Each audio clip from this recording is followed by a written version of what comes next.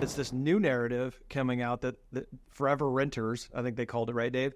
The forever renting is the solution in America. And it's just, I spoke in Colorado last week, and, I kind of touched on that a little bit. Like, how do you combat narratives with data and facts? And then you can go and take a keeping current matters slide where homeowners are 40 times, more, net worth is 40 times greater than renters. So as realtors and lenders, we have to know that that's a mainstream media that is being put out there. And if we're caught off guard and we're like, oh, we didn't even know that, how are you going to speak into that, articulate how that isn't necessarily maybe the best strategy for hopefully potential homeowners? So let's get into it, because I love that you guys have kind of explained like why you were passionate about this, the gap that exists in the market, and how First Home IQ and you guys are stepping into that. Yeah, well, first of all, let's get really clear on the data. I mean, this is the data, the difference between renting and owning, and the gap is widening. And when you look at the data and the demographics, it's only continuing to widen.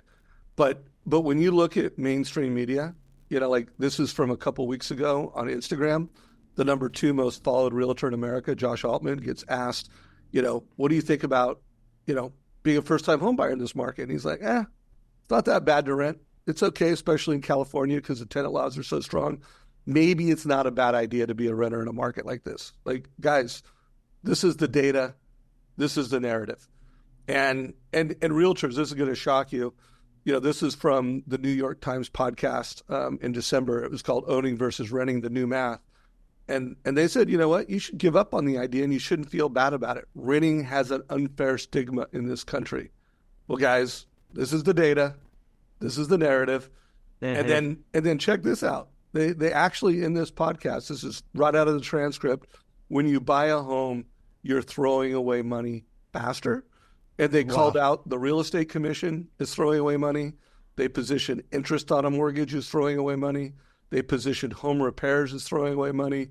And they actually said, the down payment is throwing away money because it's often 20%, and you could keep that working for you in the market. Well, guys, this is the data.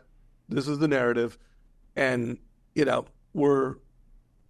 we're going to change that. Like, we're going to go into schools, high schools and colleges, and make sure that, they're making data-driven, good decisions with their lives.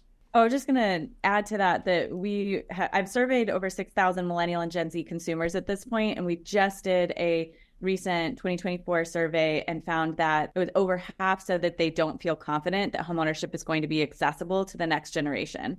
So, there is that narrative is felt by this generation that they don't feel that this is accessible. We also find that, over half don't feel that they are confident in their knowledge of buying a home. They feel that they're distrusting of not only the market, but also experts in the market. So realtors and loan officers, they report not feeling confident they're going to help them make smart decisions about their future.